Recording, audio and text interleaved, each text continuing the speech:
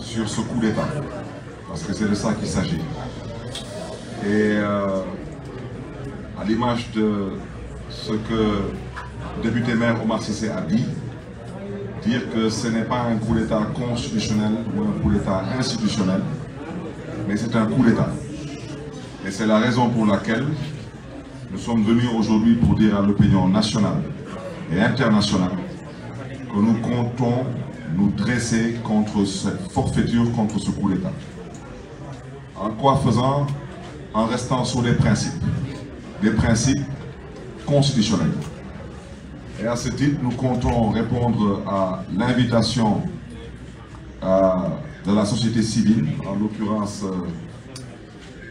Arsenu Élection, pour dire que cette plateforme nous a conviés demain dans l'après-midi à une marche silencieuse pour pouvoir, au besoin, démontrer que le peuple sénégalais est contre ce coup d'État.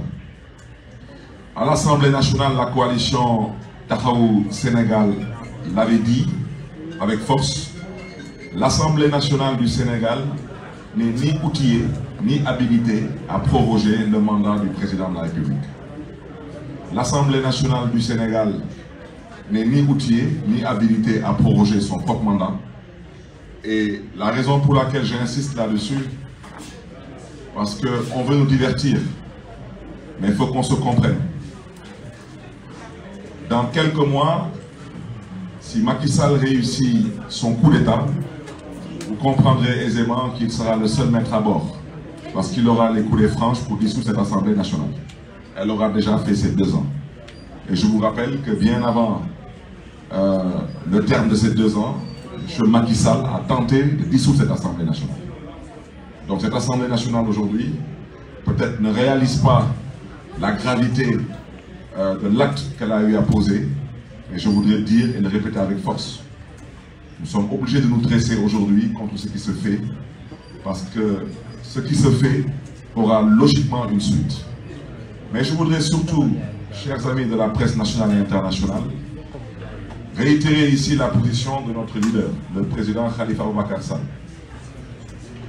M. Khalifa Abubakar Sall a toujours milité pour des élections inclusives et participatives, pour les élections claires, transparentes et démocratiques. Quand je parle d'élections, je parle d'élections locales, législatives et présidentielles.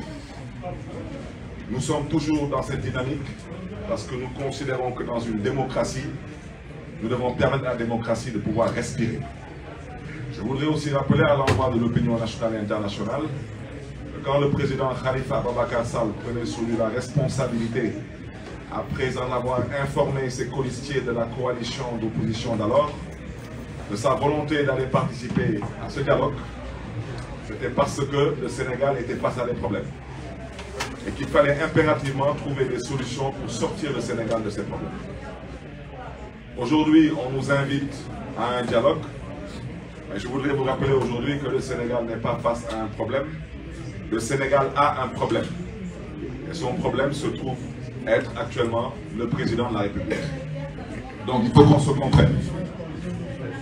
Ce dialogue, la coalition Taxawu Sénégal ne peut pas la cautionner ou y prendre part si c'est pour violer la Constitution. Il faut qu'on soit bien clair. Quand on devait aller au dialogue,